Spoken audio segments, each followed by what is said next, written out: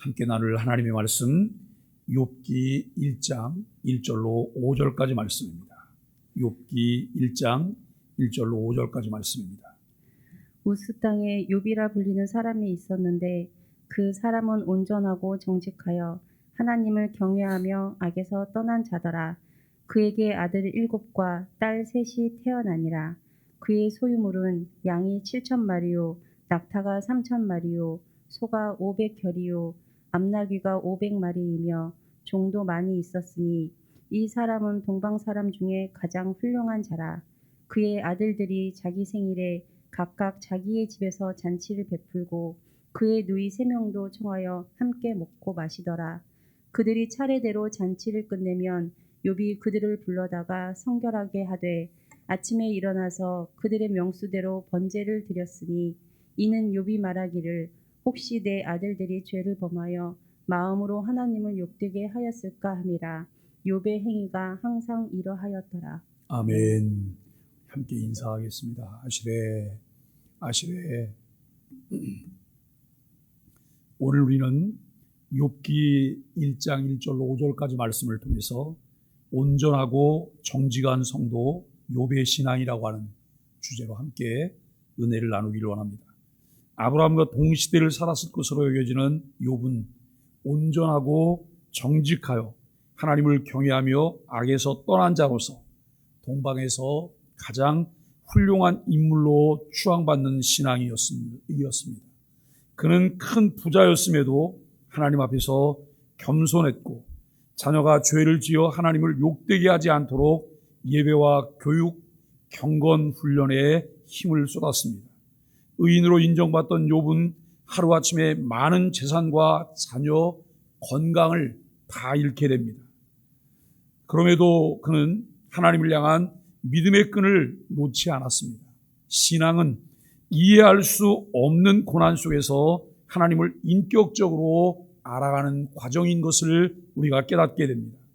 욥기는 누가 기록하였는지 어느 시대를 배경으로 하였는지 명확하지 않지만 순전하고 의로운 욥의 고난을 통해서 하나님이 어떤 분이신가를 드러내기 위한 목적으로 성경이 기록되었다라고 하는 것이죠.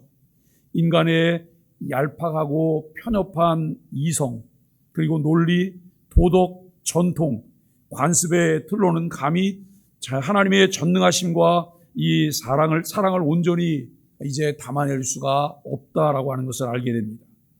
욥기는 현실의 모순과 갈등으로 인해 하나님의 주권과 섭리를 다 이해할 수 없을 때에도 여전히 하나님의 신실하심과 인도하심을 신뢰하도록 이끌어주고 있음을 또 깨닫게 됩니다.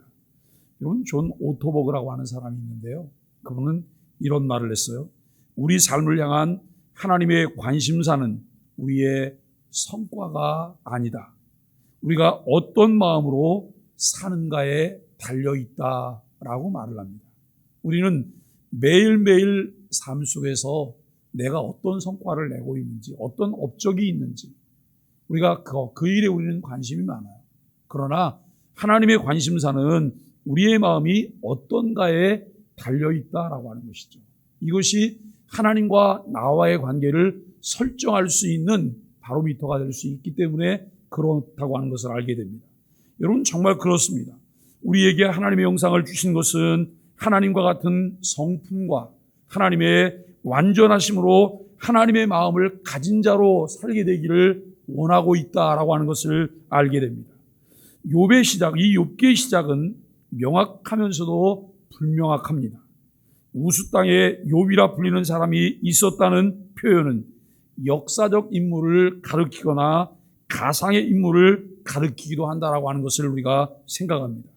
이 욥이라고 하는 이름은 원수라고 하는 뜻과 함께 인내하다, 회개하다라고 하는 의미가 포함되어 있습니다. 이는 고난 가운데 있는 인간 실존을 암시하고 있습니다. 고난 앞에서는 평소 확신했던 모든 것들이 흐려지거나 무너집니다. 그러나 여러분, 고난 가운데서도 회개하며 인내하는 이들에게는 영원한 상급이 있다고 하는 사실들을 우리는 분명히 기억해야 할 것입니다. 우리의 믿음, 이 신앙은 성품에 반영이 되어집니다. 내가 믿음을 가졌느냐? 나의 신앙이 있느냐? 이것은 무엇을 통해 나타날 수 있을까요? 결국 우리의 성품이에요. 내가 하는 외적인 행동들 그리고 업적들 이런 것들이 아니라 내면의 내 성품의 이 부분이 잘 나타난다라고 하는 것을 우리는 알게 되어집니다. 얼마만큼 하나님을 아는 지식과 그분의 성품이 우리 삶의 내면에 깊숙하게 스며들었는지에 따라서 반영되는 것이 다르다라고 하는 것을 알게 됩니다. 온전히 주님의 성품이 내 모든 것들을 뒤덮고 있다고 한다면 우리를 통해서는 주님의 모습이 나타나겠죠. 그러나 아직 설익었다면 우리는 어느 때는 주님의 모습이 나타나는 것 같이 보이지만 나의 옛자아가 그대로 나타나는 이런 부분들을 더 많이 볼 수 있을 것입니다. 욥은 하나님께서 사단에게 자랑할 수 있는 사람이었습니다. 그는 하나님을 경외하는 경건한 사람으로 온전하고 정직하며 악을 멀리했던 동방에서 가장 부유한 사람이었습니다. 하나님은 그에게 많은 복을 주셨습니다. 먼저 여러분 7명의 아들과 3명의 딸, 10명의 자녀를 주셨습니다. 수많은 가축과 종도 주셨습니다. 이 모든 것은 욥의 경건으로 인해 하나님이 주신 복이라고도 말할 수 있습니다. 욥의 경건과 하나님의 복이 서로 일치를 이루고 있는 이런 모습이죠. 여러분, 욥의 삶은 개인 경건으로만 그치지 않았습니다. 욥의 자녀들은 각자의 생일이 되면 모든 형제 자매를 초청해 잔치를 베풀었습니다.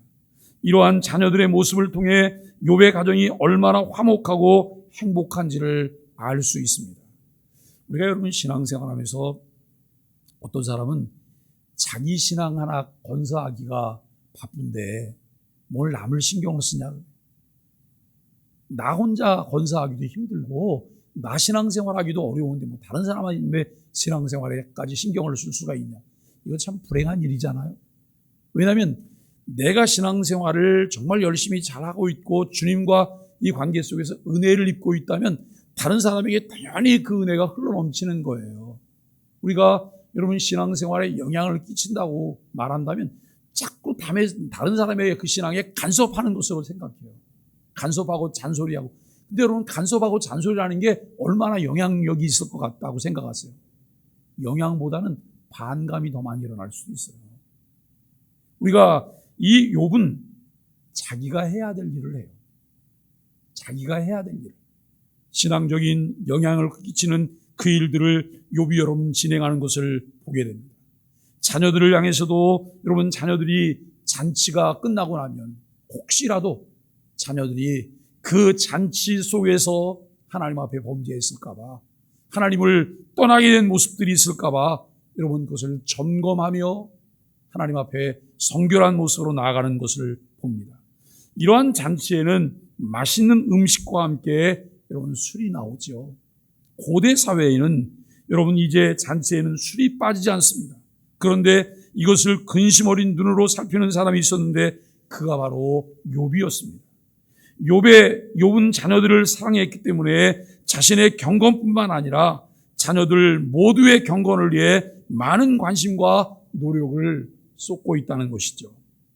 경건한 신앙의 부모를 둔 자녀는 결코 망하지 않는 이유가 여기에 있습니다. 기도하는 부모가 있는 자녀는 결코 망하지 않는다라고 하는 것이죠. 경건한 부모는 자녀들이 때를 따라 좋은 스승들을 통해 이 신앙의 아름다운 본을 배우게 한다라고 하는 것입니다. 여러분, 정말 자녀들에게 좋은 선생을 만나게 한다는 게 얼마나 귀한 일입니까? 요즘 우리나라가 정말 대단해요. 어제는 로켓을 발사했잖아요. 전 세계 220개국이 넘는 나라 중에 7번째로 자체적으로 그와 같은 일을 행할 수 있는 나라가 되었어요. 그런데 여러분 그것만 대단한 게 아니에요. 요즘 한류 문화가 얼마나 대단한지 몰라요. 한류 문화가.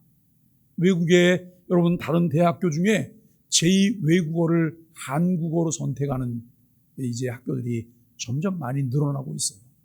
그리고 외국의 젊은 아이들이 드라마를 통해서 한국어를 배우고 있다는 거예요. 보통 인기가 많은 게 아니에요.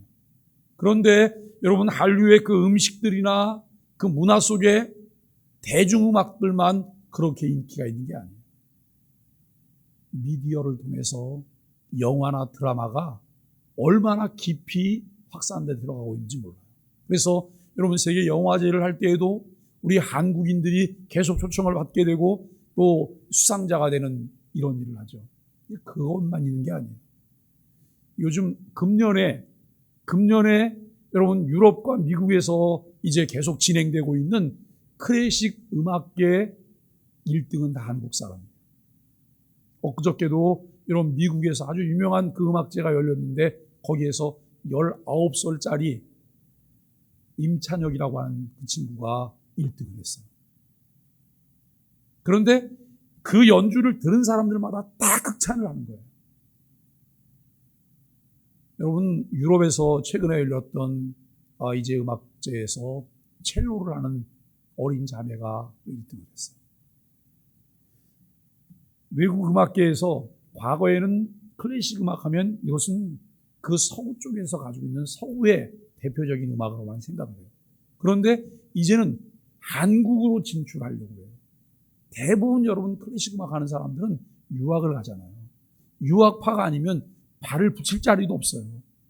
유학 가서 여러분, 음악 박사가 돼갖고 들어와도 강단에 설 자리가 없어서 보따리 장사를 한단 말이죠. 그런데 이제는 한국으로 유학을 와야 된다는 이야기를 해요. 그리고 외국에 굳이 유학 갈 필요가 없다는 이야기를 하고 있습니다. 이와 같이 여러분, 대단한 나라 속에 우리가 살고 있어요. 하나님으로부터 보통 큰 은혜를 우리가 입은 것이 아니에요. 그런데 어제 이제 미국에서 피아노 1등을 한 그 친구는 그가 이런 말을 했어요. 한국에서 너무 좋은 선생님들을 만났어요. 한국에서 너무 좋은 선생님들을 만났어요 라고 말을 해요. 그 전에 제가 합창단을 할 때 합창단 멤버 중에 경희대학교 성악과를 졸업한 멤버가 한 명 있었어요. 그런데 그 친구가 곡중 솔로를 하면 착각이 들 때가 있어요. 엄정행 씨가 노래를 하고 있네? 이런 착각이 일어나요. 왜냐하면 그분이 대학교에서 엄정행 씨 사사를 받았거든요. 내가 스승이 어떤 사람이냐, 선생님이 어떤 사람이냐에 따라서 그 사람의 삶의 결이 달라지는 거예요. 우리가 여러분, 정말 좋은 부모로서 우리가 신앙생활하면서 자녀들이 어떤 선생을 만나게 할 것이냐라고 하는 거예요. 어떤 선생과 함께 신앙생활을 하게 할 것이냐, 누구로부터 신앙을 배울 것이냐, 이것은 정말 중요한 것이죠. 왜냐하면 우리가 여러분, 이 땅을 사는 동안 좋은 신앙의 스승이 없다고 한다면 그의 신앙은 발전할 수도 없을 뿐만 아니라 그의 신앙은 일관성도 없을 가능성이 많다는 거예요. 오늘 우리는 욥이 이 참 때를 따라 자녀들의 신앙을 점검하는 그와 같은 일들을 했던 것을 우리는 알게 됩니다. 욥은 생일이 끝나면 자녀들을 차례대로 불러서 그들을 성결케 하고 그들의 명수대로 번제를 드렸어요. 단체로 부른 것이 아니라 따로따로 그들을 불러서 그들과 대화하고 하나님께 번제하는 이런 일을 했다는 것입니다. 이것은 자녀들이 잔치의 주흥으로 입에 담아서는 안 되는 말을 하는 실수를 범했을 수도 있기 때문에 욥이 선제적으로 취한 조치였다라고 하는 것입니다. 여러분, 우리 집안에 소망의 교회가 있습니까? 우리 집안에 소망의 교회가 있나요? 우리가 그리스도인이기 때문에 우리 집 안에도 소망의 교회가 당연히 있잖아요. 우리가 소망의 교회니까요. 그런데 우리 집 안에 있는 소망의 교회는 어떤 모습일까요? 우리 집 안에 있는 소망의 교회를 통해서 매일 하나님께 영광을 돌리게 될까요? 온갖 이야기를 다 쏟아낼 수도 있어요. 온갖 이야기를 하면서 여러분, 다른 사람 험담을 하고 평가를 하고 자녀들이 다 들어요. 아무런 유익이 없어요. 오히려 자녀들의 신앙을 망하게 하는 것을 우리는 알게 되어집니다. 여러분, 이 욥은 참 자기뿐만 아니라 자녀들에게까지 하나님을 경외하게 하고 경건을 유지하도록 하는 일을 하게 됩니다. 욥이 그의 삶에 큰 비중을 두고 있는 것이 하나님과의 바른 관계를 가진 경건한 자녀였다라고 하는 거예요. 우리 부모들은 대부분 그렇잖아요. 우리가 여러분 그 일제 치하를 겪고 6.25 전쟁을 보내고 보릿고개를 지내면서 부모들이 가졌던 마음들이 어떤 마음일까요? 나는 잘 못 먹었지만, 나는 잘 못 배웠지만, 나는 잘 못 살았지만 내 자녀들은 잘 먹고 잘 살고 잘 배우고 그러기를 원하는 마음을 우리 한국인 부모들이 가졌어요. 그리고 신앙생활하는 부모들은 대를 이어서 자녀들이 신앙생활 잘하는 가문이 되기를 늘 하나님께 기도하며 그렇게 사셨어요. 그 결과가 이런 많은 부분, 많은 곳에 반영돼서 나타나요. 정말 우리가 하나님과 바른 관계 속에서 바른 신앙을 가지고 있다고 한다면 우리의 최고의 관심사는 내 사랑하는 자녀들이 신앙생활 잘하는 것이어야 돼요. 내 사랑하는 자녀들이 믿음의 자녀가 되는 것이어야 한다라고 하는 것입니다. 하나님께서 성도들의 가정에 자녀를 주신 것은 경건한 자녀를 양육할 수 있는 가정이기 때문이고 그들을 통해서 하나님과의 바른 관계를 가진 하나님 나라와 그의 뜻을 이루기 위한 것임을 우리는 알게 되어집니다. 욥의 이러한 모습을 보며 오늘을 살아가는 우리들이 모델로 삼고 본받을 많은 대상들이 있다라고 하는 것을 알게 됩니다. 그러나 우리가 조금 더 눈여겨볼 수 있는 것은 욥의 그와 같은 모습에서 평안과 자유를 발견할 수 없습니다. 우리가 여러분 욥기를 묵상하며 심도 있게 살피고 배워야 하는 것이 이 부분일 수 있다는 거예요. 욥이 정직한 사람이잖아요. 그는 하나님을 경외하고 악에서 떠난 사람이잖아요. 그런데 여러분 욥이 늘 그 안에 넘치는 은혜의 기쁨이 있었다는 표현들이 눈에 보이지를 않아요. 정말 애를 쓰면서 철저하게 그렇게 살아간 신앙인임에 틀림없지만 신앙의 참맛을 드러내는 그 부분이 결여된 것은 아닐까라고 하는 이 부분을 우리가 관심 있게 보아야 합니다. 신앙인이 경건하게 살아야 한다는 데는 아무런 이의가 없습니다. 그러나 거의 완벽한 욥의 삶에서 찾기 어려운 것이 참 기쁨과 자유라는 거예요. 참 기쁨과 자유. 우리 안에 오늘도 여러분 샘솟듯 솟아나는 참 기쁨이 있나요? 주님 때문에 주님이 주신 내가 주님에게 붙어 있으므로 주님을 통해서 내가 누릴 수 있는 은혜의 기쁨이 우리에게 있나요?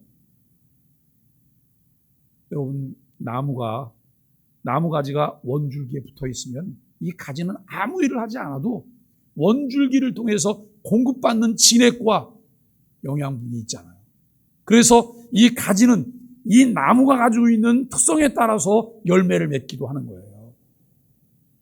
오늘 우리가 여러분 애쓰고 의무감처럼 지키려고 굉장히 노력하면서 신앙생활하고 있는데 내 안에 하나님이 공급하시는 샘솟는 기쁨이 없다면 우리의 신앙생활은 그다지 영양가가 없을 수도 있다는 거예요.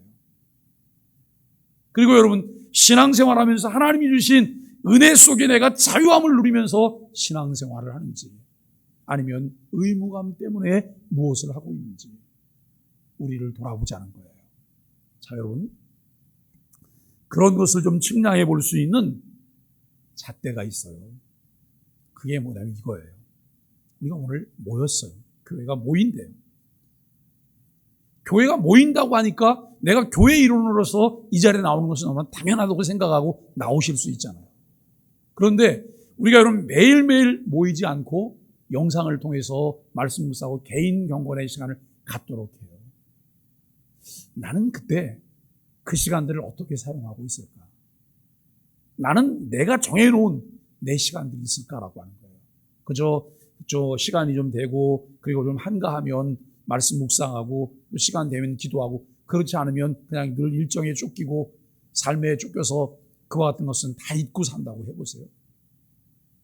그렇다면 내가 누리는 자유는 어떤 자유일까? 안 하는 자유인 거예요. 이것은 방종의 자유예요. 방종의 자유. 방종의 자유가 아니라 내가 좀 더 경건한 그리스도인으로 살아가기 위해서 여러분 일정한 시간들을 정해놓고 그 시간들을 바르게 사용할 수 있는 이런 일들이 우리에게 필요하죠.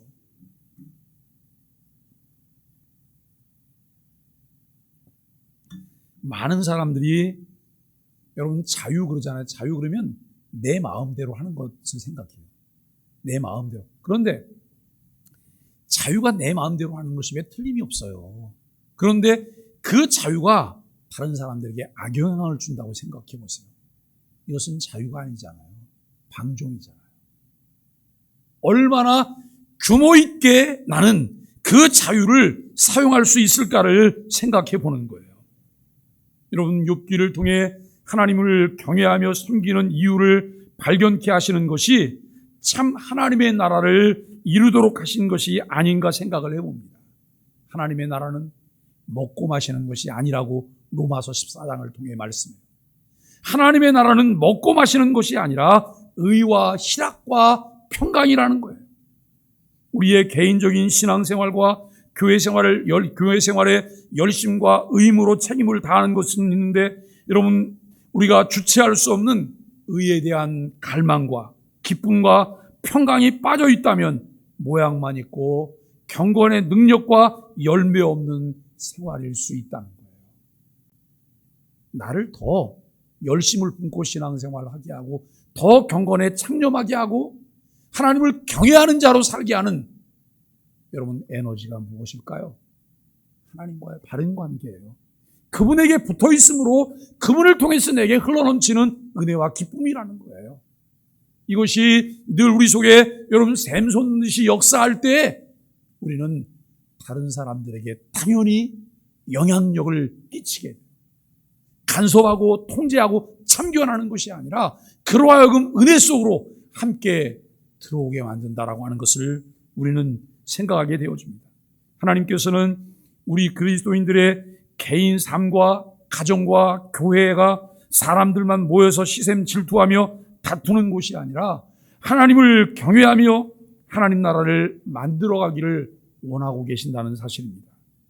뜻이 하늘에서 이룬 것 같이 땅에서도 이루어지기를 간절히 갈망하며 우리를 바라보시는 하나님과 시선을 맞추며 그의 뜻을 이루는 도구들이 되어야 할 것입니다. 욥기는 욥이 자신의 경건한 삶에 채워져야 할 아름다움과 즐거움을 찾아가는 여정이기도 하다라고 하는 것을 알게 됩니다. 우리가 여러분 1절 말씀에서 욥의 신앙과 삶을 살펴볼 수 있습니다. 하나님은 온전하고 정직한 삶을 기억해 주셨습니다. 하나님이 욥 그러면 욥은 정직해. 그리고 온전한 삶을 살았어. 욥기의 첫 문장은 욥의 신앙과 삶을 압축해서 소개하고 있다는 것입니다. 욥이 살았던 우스 땅의 정확한 위치를 알 수는 없지만 그곳은 성문을 갖춘 도시라고 하는 것을 29장 7절에서 알게 되었죠. 욥의 성품과 삶은 온전하고 정직하여 하나님을 경외하면서 악에서 떠난 사람이라고 하는 말로 표현되어집니다. 욥이 하나님을 경외하는 지혜자로 살았다는 것을 의미하기도 하죠. 욥기 28장 28절에는 욥이 그의 친구 빌닷에게 이런 말을 합니다. 하나님께서 사람에게 이르시기를 주님을 경외함이 지혜며 악에서 떠나는 것이 총명이라고 하셨다네. 쉬운 성경은 이렇게 표현을 했습니다. 욥기를 묵상하는 동안 가능하시면 욥기를 몇 차례 좀 읽어보시면 좋을 것 같아요. 그런데 그냥 우리가 가지고 있는 개역개정 성경으로 여러분 읽는 것도 중요하지만 쉬운 성경을 좀 구해서 보시는 것도 좋을 거예요. 그러니까 여러분 우리가 교회 올 때는 개역개정 성경을 가지고 오고 내가 개인적으로 성경을 좀 보실 때에는 쉬운 성경을 가지고 성경을 보면 훨씬 더 성경을 잘 이해할 수 있도록 이해를 도와요. 우리가 여러분 성경을 좀 잘 읽어보시고 내용을 충분히 숙지하시면 욥기를 함께 나누면서 더 큰 은혜가 있을 것입니다. 욥기가 1장이 지나고 2장이 지나고 여러분 3장이 들어가기 시작하잖아요. 그러면 우리에게 내용이 너무 좀 생소해요. 왜냐하면 욥기 설교를 잘 듣지 않았기 때문에.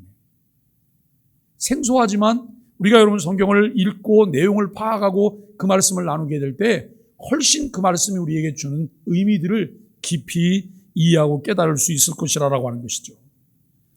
잠언 1장 7절 말씀에는 여호와를 경외하는 것이 지식의 시작이지만 어리석은 자들은 지혜와 교훈을 멸시한다라고 말을 해요. 잠언 9장 10절은 여호와를 경외함이 지혜의 근본이요 거룩한 분을 아는 것이 명철의 시작이니라 라고 말씀하고 있습니다. 욥은 하나님과의 관계에서 올곧고 흠이 없으며 내적 태도와 외적 행동이 일치하는 삶이었습니다. 에스겔 선지자가 에스겔 14장 14절과 20절을 통해서 노아, 다니엘과 더불어 욥을 모든 시대에 걸쳐서 가장 의로운 사람으로 소개할 만큼 욥은 전설적인 인물로 여겨집니다. 여기 여러분 2절로 5절까지 말씀은 욥이 누렸던 복을 소개하고 있습니다. 욥은 그런 신앙과 삶에 걸맞은 복을 누렸습니다. 아들 7과 딸 3을 두었다는 것은 숫자의 상징성으로 유추해 볼 때 그가 받은 복이 완전하고 충만했다고 하는 그런 의미가 있다는 것이죠. 이 욥이 소유한 재산에 대한 상세한 기술에서도 그러한 복이 잘 나타납니다. 이로 인해 그는 동방 사람 중에 가장 훌륭한 자로 평가를 받고 있다는 것이죠. 욥의 복은 거저 주신 것이 주어진 것이 아닙니다. 아들들의 생일 잔치 후에 그가 행한 일은 신앙과 복의 관계가 어떠한지를 보여주고 있는 단면입니다. 아들들이 생일 잔치를 마치면 욥은 그들을 성결하게 하기 위해 명수대로 일일이 번제를 드렸습니다. 많은 사람들이 많은 돈을 벌기를 원해요. 일확천금하기를 원해요. 여러분 어떠세요?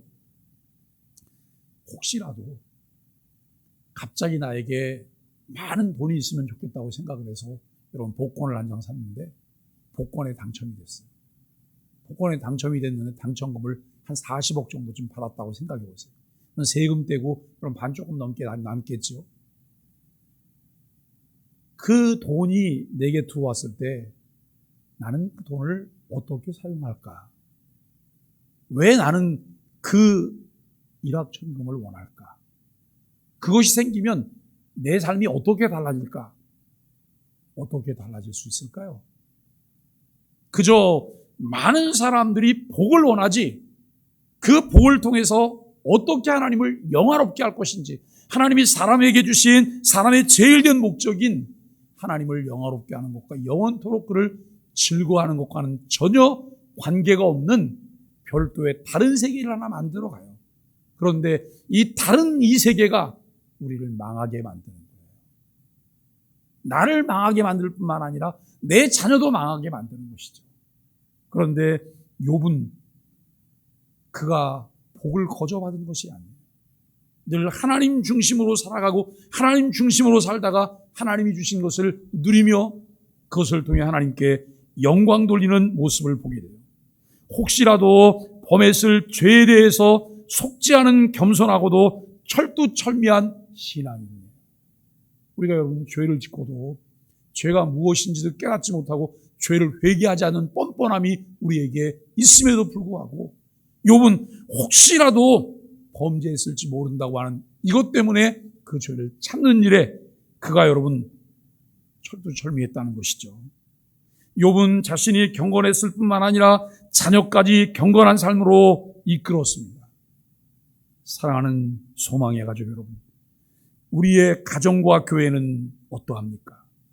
우리는 가정과 교회에서 하나님의 복을 이끌어올 이제 신앙적 어른으로서 역할을 우리가 하고 있는지요?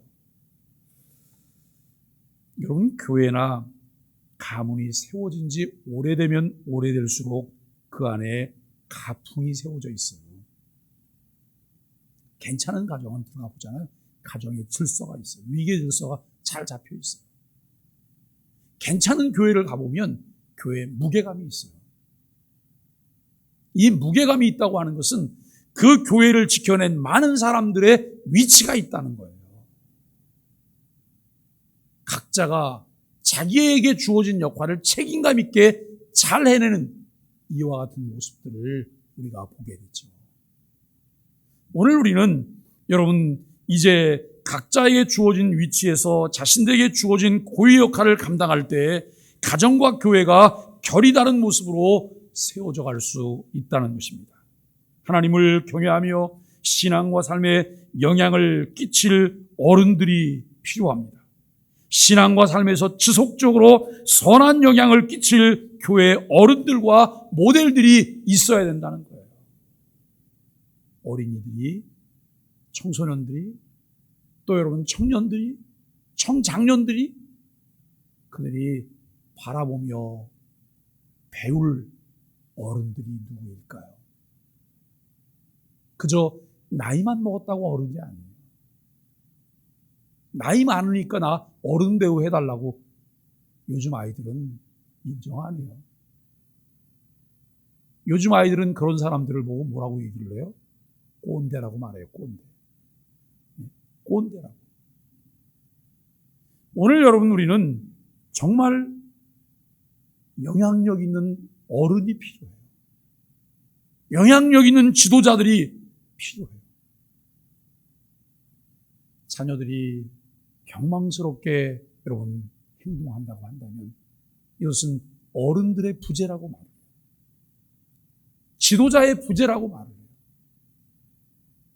사랑하는 여러분, 우리 소망의 교회는 지금 계속 공사 중이에요. 온전하고 정직하여 하나님을 경외하며 악에서 떠난 자들의 모임으로 세워지기 위해서 교회가 공사 중이에요. 교회 역사 속에 긴 세월 우리의 심령을 피폐하게 하였던 것에서 여러분 출애굽하는 작업들이 우리는 계속되고 있어요. 그런데 전혀 그것을 의식하지 못하는 사람들은 거기에서 안주하며 본인의 기득권을 여러분 유지하려고 하고 애엠하려고 하는 자리에 있다는 거예요. 교회가 교회다워지기 위해서 재편이 필요해요. 교회가 교회다워지기 위해서 여러분 정말 교회 안에 어른이 필요해요. 책임감 있는 역할을 감당할 수 있는 여러분 교회 어른들이 필요하다고 하는 것을 우리는 생각해 봐요. 욥을 통해 발견하는 온전함 속에서 우리는 은혜라는 단어를 발견할 수 있습니다. 사람들은 아무런 대가 없이 주어지는 하나님의 은혜는 죄인들에게나 필요하다고 생각할지 모릅니다. 하지만 모든 인간은 은혜 아니면 살아갈 수가 없습니다. 우리는 온전함이라고 하는 표현 속에 감추어진 하나님의 은혜를 읽어낼 수 있어야 합니다. 욥의 신앙이 하나님의 은혜 아래에 있었듯이 우리의 삶도 그분의 은혜 아래에 있어야 합니다. 하나님의 은혜는 우리를 온전하게 한다고 하는 사실을 깨닫게 되어집니다. 여러분 말씀을 정리해 보면서 에베소서 4장 11절로 13절 말씀을 상기해 봅니다. 바른 이 쉬운 성경에는 이렇게 기록이 되어 있습니다. 11절 말씀에 예수 그리스도께서 각 사람들에게 서로 다른 선물을 나눠주셨습니다. 어떤 사람은 사도로, 어떤 사람은 예언자로, 어떤 사람은 나가서 복음 전하는 자로, 또 어떤 사람은 말씀을 가르치고 성도를 돌보는 자로 삼으셨습니다. 12절에서는 우리에게 이 모든 선물을 주신 것은 하나님 백성을 섬기도록 준비시키기 위한 것입니다. 서로 섬김으로 그리스도의 몸인 교회를 더욱 강하게 세우기 위한 것입니다.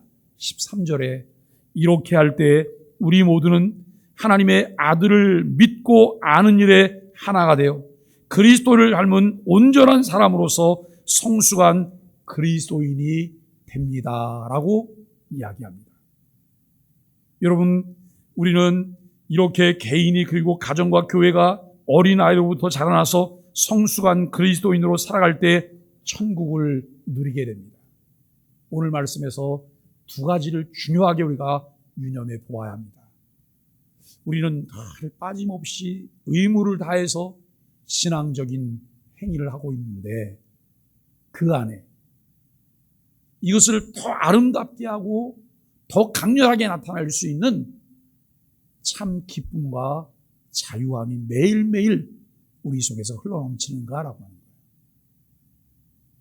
내가 교회에 가는 것만 생각해도 마음에서 막 샘솟는 기쁨이 나오고 교회를 들어설 때 여러분 그 은혜의 감동 때문에 이 기쁨을 표현할 수 있는 마음들이 우리 안에 있는가라고 하는 거예요.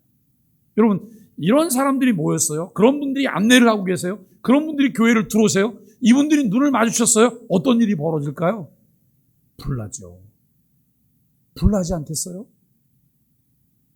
그런데 여러분 안내위원도 누가 오는지 이렇게 쳐다봐. 그냥 고개는 끄덕거리는데 아무런 반김도 없고 저 사람 왜 왔어? 이런 마음에 오는 사람도 저 사람은 오늘 저기 왜 서 있는 거야? 이렇게 된다고 생각해 보세요.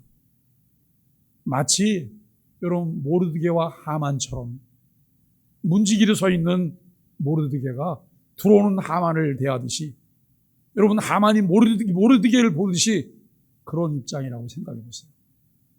이거 얼마나 기가 막히겠습니까? 정말 우리 안에 내가 주님을 위해서 살려고 주의 뜻대로 살려고 주님이 내게 주신 은혜 속에 내 눈에 보여지는 헌신들을 위해서 내가 마음껏 나를 드리려고 하는 자유함이 우리에게 있느냐라고 하는 거예요. 내가 조금 더 다른 사람들을 돌아보고 그들과 함께 삶을 나누려고 하는 자유함이 우리에게 있느냐라고 하는 것이죠. 이것과 더불어서 우리를 온전하게 하는 하나님의 은혜가 나를 붙잡고 있는가? 그 은혜가 나를 이끌어가고 있는가라고 하는 것을 우리가 생각해 보게 되는 것입니다. 여러분 이렇게 살아갈 때 우리의 삶을 통해서 나타나는 것이 무엇일까요? 경건의 모양이 중요한데요. 경건의 모양만 있는 게 아니에요. 포장지만 중요한 것이 아니라 그 포장지 안에 있는 내용이 더 중요하게 만들어져 간다는 것이죠. 여러분 모양만 가지고는 목마른 갈증을 해결할 수 없어요. 목마른 이 모양만 가지고는 우리는 하나님의 영광을 드러낼 수 없으며 또 여러분 그 영향력 있는 삶을 살아낼 수가 없다는 거예요. 내게 주시는 신앙의 깊이와 그 은혜 때문에 우리의 삶이 날마다 새로워지는 은혜가 있게 되기를 바랍니다. 하나님을 경외하는 그 은혜로 매일매일의 삶이 경건의 모양뿐만 아니라 능력을 소유하게 되는 놀라운 은혜의 삶이 되기를 예수 그리스도 이름으로 간절히 축복합니다.